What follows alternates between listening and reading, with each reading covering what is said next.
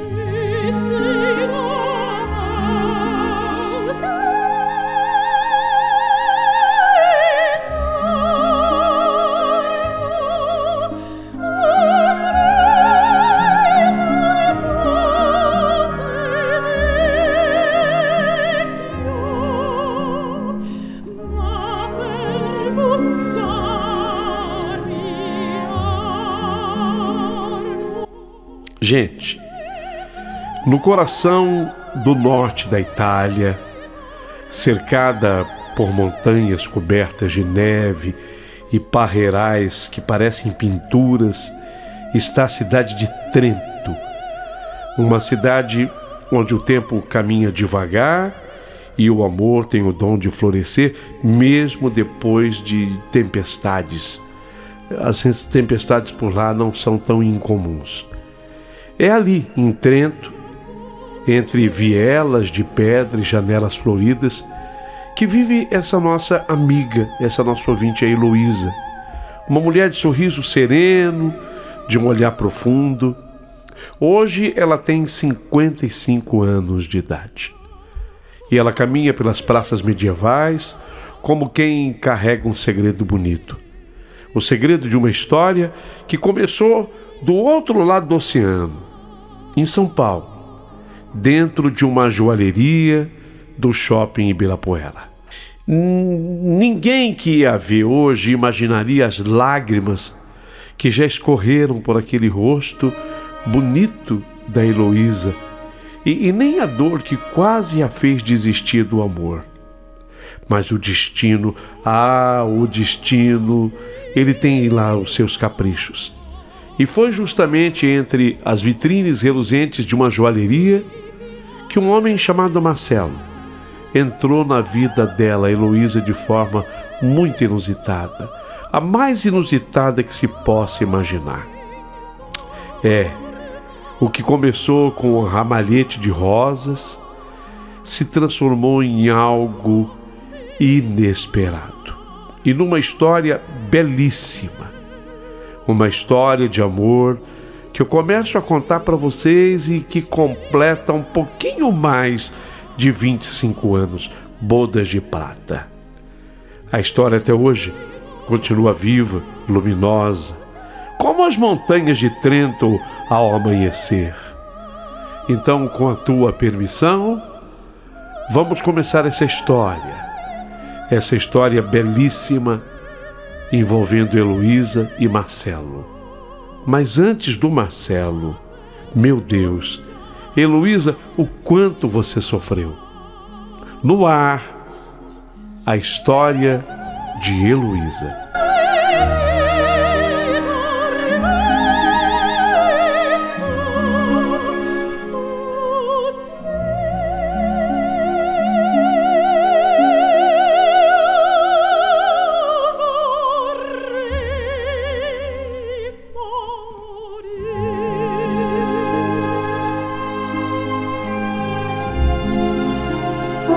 O meu pai conta que eu nasci no dia que a seleção brasileira, naquele mês de junho, se tornava tricampeão mundial. Meu pai conta que foi conduzindo a minha mãe para a maternidade com aquele foguetório, o Brasil ganhando da Itália 4-1.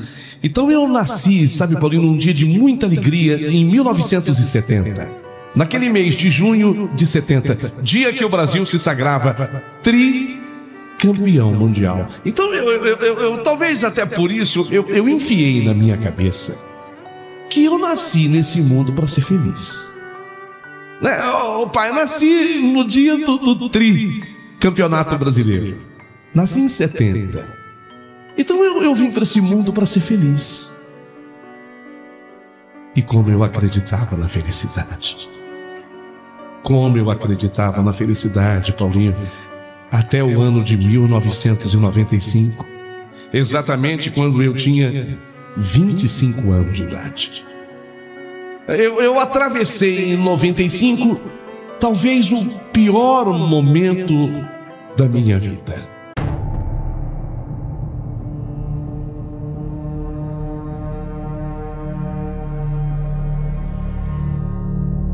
Foi um momento muito delicado. Estava acabando um relacionamento com uma pessoa que até ali eu estimava, eu considerava, eu amava. Mas que infelizmente, por um motivo que seria de muita alegria para mim, o motivo que seria de grande felicidade para mim, aquele homem eu não entendi. Até hoje eu fico pensando se ele não teria sido possuído por um espírito ruim. Às vezes eu penso seriamente nisso.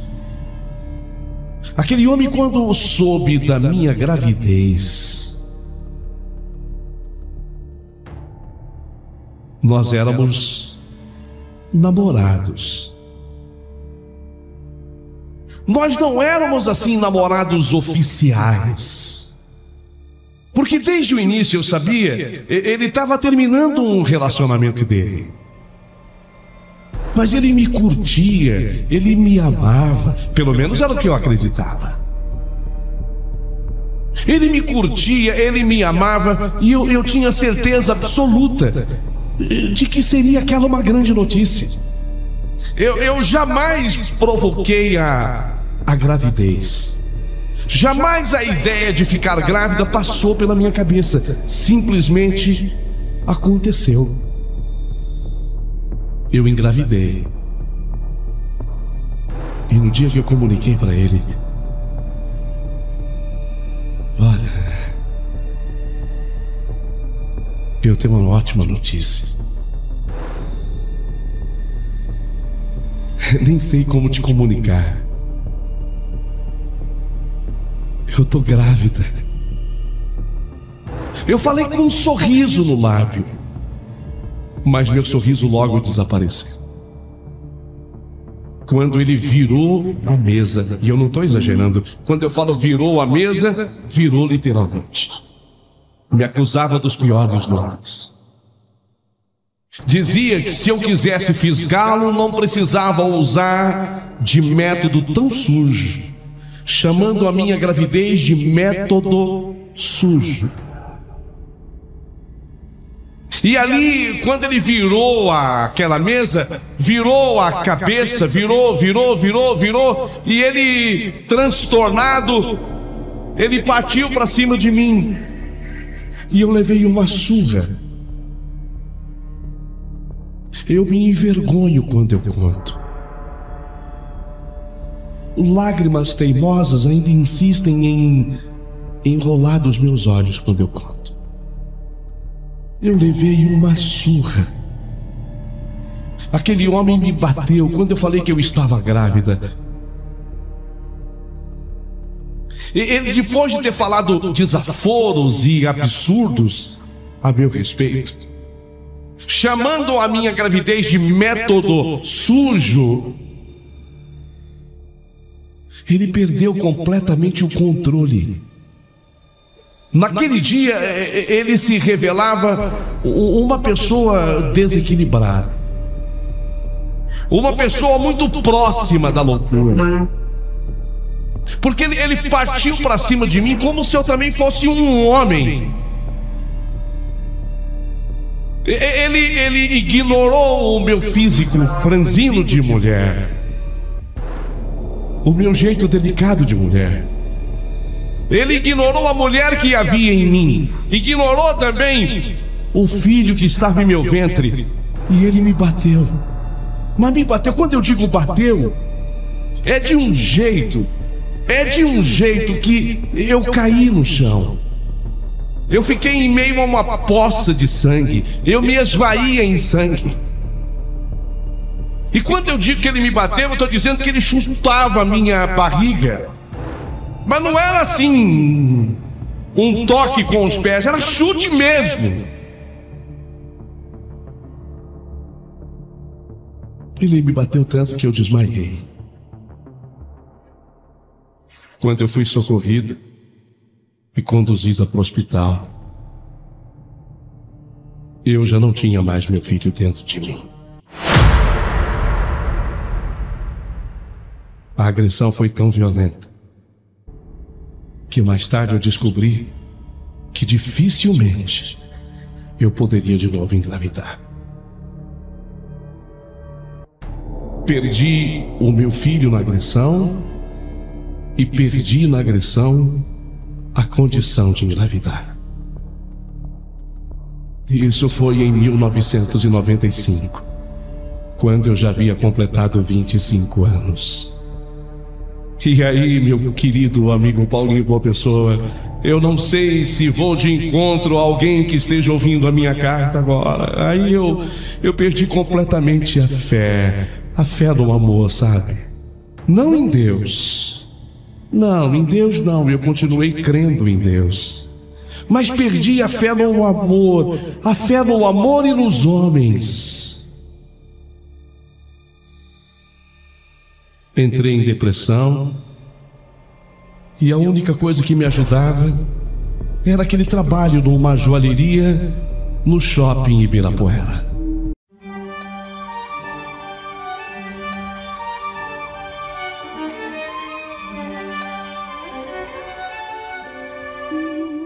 Eu era vendedora da joalheria, aliás, uma vendedora muitíssimo bem conceituada.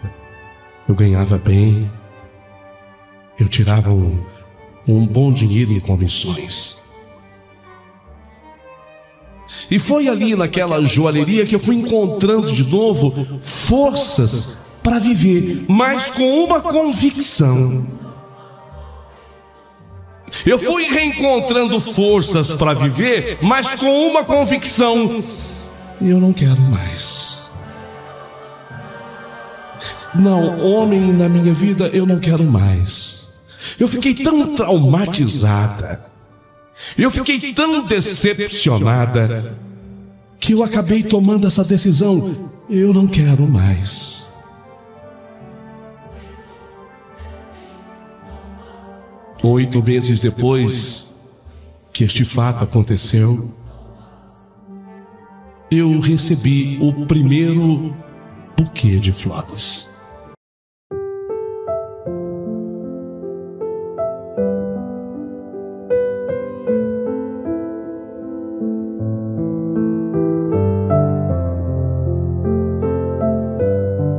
Na época em que eu recebi o primeiro buquê de flores, eu fiquei até com medo de ler o cartão. Sabe por que eu fiquei com medo de ler o cartão? Eu pensei comigo, vai que aquele miserável... Olha, eu não quero usar nomes pesados, o seu programa não merece, mas eu cheguei a pensar naquele que me agrediu. Eu estava tão traumatizado ainda que eu cheguei a pensar, vai que aquele... E eu não quero usar nome feio no teu programa não merece. Vai que ele me mandou essas flores agora com um cartão pedindo desculpa, pedindo perdão. Eu não estou preparada para isso. Eu fiquei até com medo de ler o cartão. No entanto, o cartão dizia muito pouco. Para você, uma mulher que eu admiro. Tá, cheguei a torcer para que ficasse nisso. Mas aí, a cada semana, um novo buquê de rosa chegava. E no início eu não gostava, porque, repito, eu ainda estava traumatizada com tudo que me havia acontecido. E sempre no cartão, para você, uma mulher que eu admiro. E depois de mais ou menos uns 2, 3 meses recebendo esses buquês, algo iria acontecer na joalheria. Um sábado pela manhã, entrou aquele cliente na loja. Um senhor de mais ou menos seus 50 e poucos anos. E ele começou a olhar algumas peças.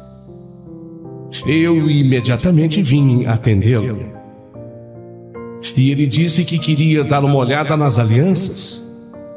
Então eu comecei a mostrar uns modelos de aliança para esse cliente. Na verdade, eu já conhecia aquele homem. Ele já tinha comprado algumas peças ali comigo. Eu já tinha atendido aquele senhor. Ele parecia muito preocupado em escolher o modelo certo da aliança. E então eu fui apresentando sugestões. Eu queria saber, assim, detalhes. Para quem ele... sabe quando você quer conversar mais com o cliente? Ele, 50 e poucos anos, eu tinha certeza comigo de que talvez fosse aniversário de casamento. Eu queria saber qual era o perfil, então, da mulher dele. Ele olhou para mim e disse, olha, é uma jovem, ela não é a minha esposa ainda, mas ela tem um rosto celestial, ela tem um jeitinho de anjo que eu admiro. E eu queria que essa aliança fosse tão bonita como ela. Aí eu fui mostrando para ele vários modelos, até que ele acabou escolhendo uma aliança. Pela aliança que ele escolheu, deu para perceber que aquele homem realmente amava muito aquela mulher, porque, na minha opinião, ele acabou escolhendo a aliança mais bonita que havia na joalheria. Ele me perguntou o que eu achava daquela aliança linda, e eu fui muito sincero em dizer para ele, eu vou ser honesta para o senhor. É o modelo mais bonito aqui da joalheria, que eu mais gosto. Você acha mesmo? Acho mesmo.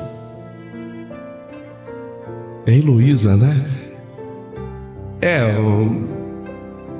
O meu nome é Heloísa. E o do senhor, eu, como boa vendedora, não vou esquecer. Seu Marcelo. Mas o seu Marcelo, na minha opinião, é o modelo mais bonito aqui da joalheria.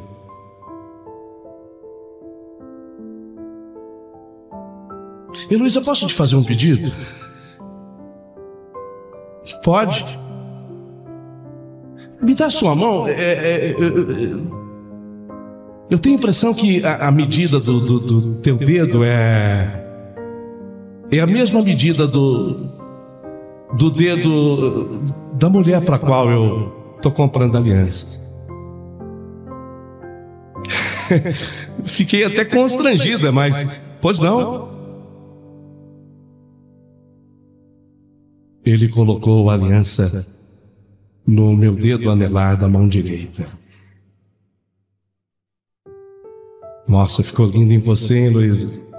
Ah, com certeza vai ficar muito bonita também na mão da sua noiva. Luísa, você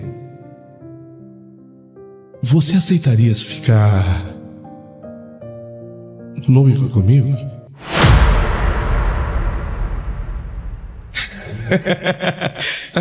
Que brincadeira, seu Marcelo. Que brincadeira, seu Marcelo. Não, eu tô falando sério.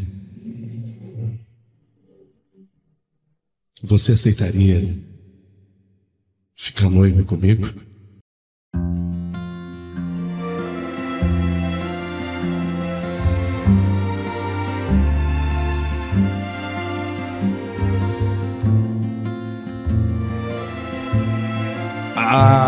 Brincadeira.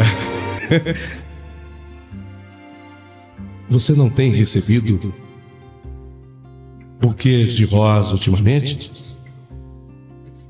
Sim, tenho sim. Sou eu que lhe mando as flores. Sou eu que lhe mando as rosas. Eu tenho, sabe, vivido comigo essa paixão em silêncio.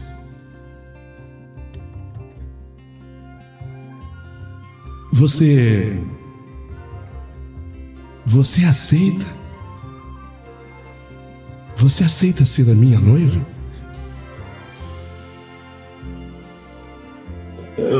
Seu Marcelo, por favor, olha, em primeiro lugar, eu estou aqui no meu ambiente de trabalho. Tudo bem que é um sábado ainda pela manhã, o movimento ainda é pequeno, mas eu estou ficando assim constrangida. Eu queria pedir licença para o senhor. Eu posso chamar uma outra vendedora para atender o senhor? Por favor, Heloísa. Heloísa, eu não quero outra vendedora. Você é perfeita. Eu estou te fazendo uma proposta. Você aceita ser a minha noiva? Aqui uma pausa. Eu queria perguntar. Você que está ouvindo a minha carta, o que você iria falar? O que você iria responder? O que você iria dizer numa situação dessas? Sabe o que eu falei? Sabe o que eu tomei de decisão ali na hora? Sabe o que eu disse ali? E o Marcelo então me surpreende. E a surpresa foi aquela. Heloísa, você quer ficar noiva comigo? Eu não entendi, senhor Marcelo. Heloísa, você quer ficar noiva comigo? E eu pergunto, que resposta eu daria? Eu havia adorado ter recebido as flores enviadas por ele. Eu já conhecia o Marcelo, ele era meu cliente ali na joalheria. Mas até aquele momento eu estava inocente. Eu atendia como atenderia qualquer outro cliente. Ele queria comprar uma aliança e simplesmente eu mostrei os modelos mais bonitos da loja. Mas agora ele escolhe aquela, justo aquela que eu disse que era a minha preferida. E ele põe aquela aliança no meu dedo anelar da mão direita. Alegou que a minha mão era muito parecida em seu tamanho com a mão da mulher para a qual ele comprava a aliança. E me surpreende. Heloísa, quer ser a minha noiva? Quer ficar noiva comigo? Eu pensei até que fosse brincadeira. Não era. houve um momento que eu senti que Marcelo falava sério.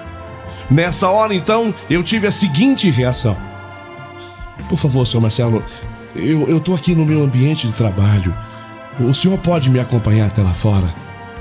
Avisei então uma colega de trabalho que eu iria me ausentar por uns instantes, e Marcelo me seguiu até o corredor do shopping. Senhor Marcelo, o senhor me desculpe, mas o senhor me deixou numa situação embaraçosa. Eu até fiquei constrangida. Não era isso que eu queria causar-lhe, Heloísa. Tá, mas foi o que acabou acontecendo. Você não gostou das flores que eu lhe mandei há quase 3 meses? Adorei, mas os bilhetes eram anônimos e eu nunca soube quem mandava essas flores. Agora você sabe, Heloísa, fui eu. Sim, verdade, tudo bem, agora eu sei. Mas não significa que eu vou aceitar um pedido de noivado de um homem que eu mal conheço, seu Marcelo. Eu não posso, eu mal conheço o senhor. Eu te entendo, Heloísa. Você tem razão. Tá, eu exagerei. Mas é que faz tempo que eu lhe admiro. Eu sou corretor de lojas aqui no shopping. Eu alugo esses pontos e quantas vezes eu fico do lado de fora só lhe admirando. Eu considero você uma mulher linda, meiga. Já entrei na loja só para comprar com você. E de repente, Heloísa, eu senti no meu coração que não posso lhe perder. Sinto no coração que eu posso fazer de você uma mulher muito feliz, assim como serei também feliz na sua companhia. Daí eu ter feito a loucura que eu fiz. Marcelo, eu não vou negar que o envio das flores me tocaram. Assim como a cena que acabamos de viver dentro da loja foi diferente de tudo que eu já vivi. Mas eu fui pega de surpresa. Eu não posso aceitar seu pedido de noivado. Mas o que, Heloísa? Nós podemos ser amigos. Podemos, a partir de hoje, podemos nos tornar, quem sabe, bons amigos. Eu quero, Heloísa. Eu quero muito. Eu quero ao menos ser o teu amigo, Heloísa. E foi assim que eu e Marcelo nos tornamos amigos. Ele vivia no ambiente do shopping. Era muito comum, daí pra frente, almoçarmos juntos e ficávamos horas conversando. Foi assim que eu soube muito a respeito da vida do Marcelo. Que ele era de origem italiana, inclusive familiares viviam ainda na Itália, que ele tinha 52 anos, exatamente o dobro da minha idade. Eu tinha 26 nessa época, o dobro da minha idade. Que aos 52 anos ele já tinha sido casado por 15 anos, era separado e pai de 2 moças. Ficamos amigos. Nos tornamos amigos, mas era óbvio que ele queria mais do que uma amizade, e eu sabia disso muito bem. Mas eu ainda tinha, sabe, Paulinho, aquele trauma com os homens. Aquele meu ex me havia feito muito mal naquela agressão, onde eu perdi até o bebê que eu esperava. E eu havia perdido completamente a fé nos homens e a fé no amor. Eu não queria me envolver com o Marcelo. Eu não queria ir além da nossa amizade. E olha que ele tentava, mas eu sempre reticente, eu sempre dizendo que não queria. Achava que não daria certo.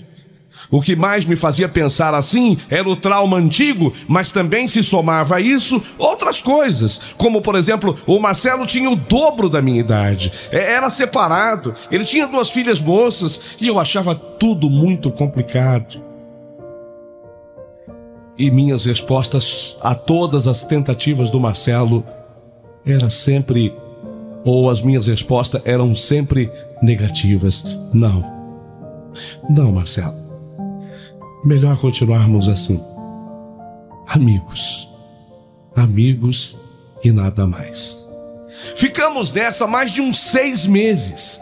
E foi depois desse tempo que durante um jantar, lá mesmo no ambiente do shopping, que Marcelo me surpreendeu. Heloísa, amanhã sábado eu estarei embarcando para a Itália. Farei essa viagem especialmente para organizar melhor a minha cabeça, o meu coração, para me dar um tempo.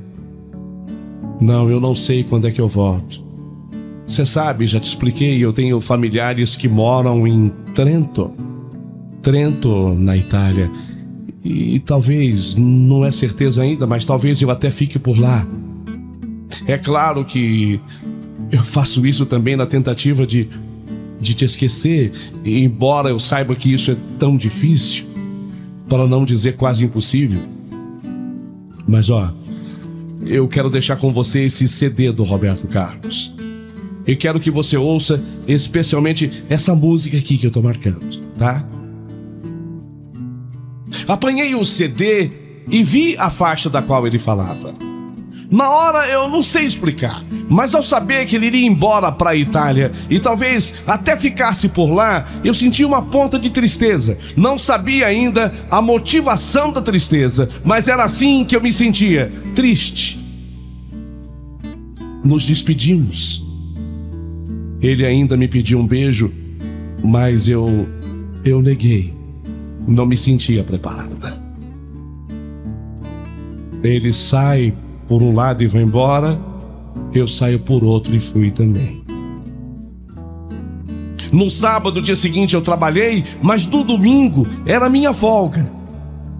Então eu peguei o CD do Roberto Carlos para tocar.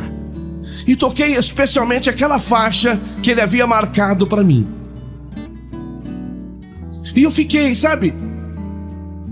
Eu aumentava o volume e ficava prestando atenção em tudo que dizia a música. Meu bem,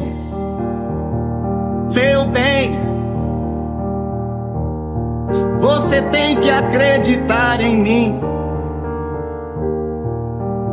Ninguém pode destruir assim um grande amor. Não dê ouvidos à maldade alheia e creia. Sua estupidez não lhe deixa ver que eu te amo e vem só. Eu entendi o toque. Será que eu estava mesmo sendo estúpida em não valorizar o amor daquele homem? Será que eu também iria ficar sozinho? Seria o Marcelo diferente? Quantas vezes daria certo eu tentei falar, apesar da nossa diferença de idade? Eu fiquei ouvindo aquela música. Fiquei escutando aquela música. E assim, mais uma parte do tempo se passou. Sua incompreensão já é demais. 2 meses depois, nunca vi alguém comecei a notar que eu sentia muita falta do assédio do Marcelo. Ele estava tão distante. Ele estava em Trento, na Itália. Aquela música, sua estupidez que se repetia me chamando de estúpida. Que eu deveria repensar, pensar, contar até 3. Se não fosse suficiente, contar outra vez. Eu tinha ficado com o endereço da família dele na cidade italiana de Trento e escrevi uma carta para lá. Nessa carta me abri. Falei da falta que eu sentia dele, mas que ainda eu não tinha certeza se isso era ou não amor. E ele mandou uma carta-resposta. E nela, Marcelo dizia: Heloísa, vamos saber agora se é ou não amor. Eu estou lhe enviando a passagem aérea. Marque o seu voo. Venha pra cá. Eu comprei aquele par de alianças. Te espero com elas. Venha pra cá. Meu bem. Mas como ele é louco. Para ele as coisas são simples. Tudo se resolve assim. Mas quer saber? Eu fiz a loucura.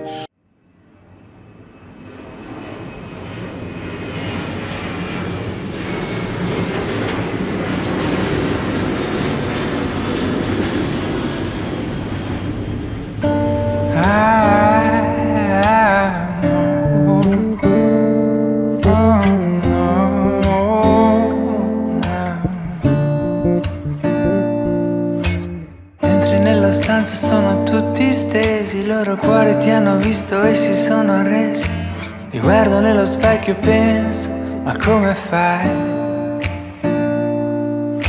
La mente torna indietro al nostro primo incontro, storia, letto fine come in un racconto. Ti dico che sei bella e tu scherzi, ma quando mai? Dove siamo adesso? Nuoto nei tuoi occhi, la parte migliore di me. In volo sul mondo, amanti nello spazio, un bacio in slow motion sul set. Porque descobri que de vez em quando na vida é preciso mesmo fazer loucuras.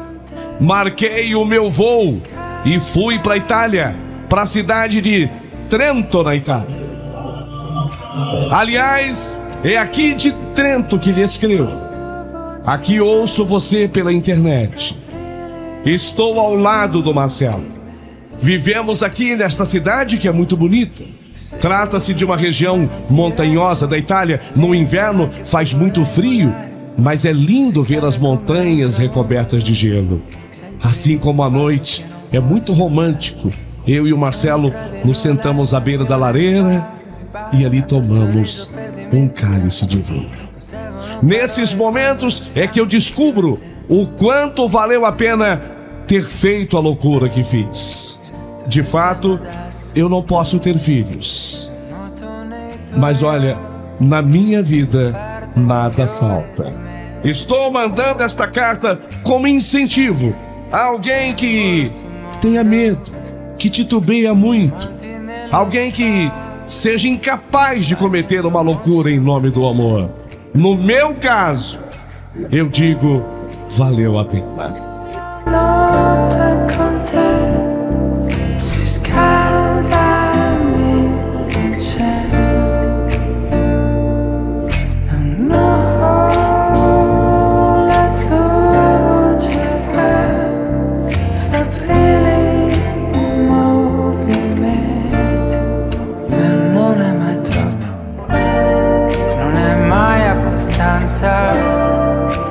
Non è mai troppo, non è mai abbastanza.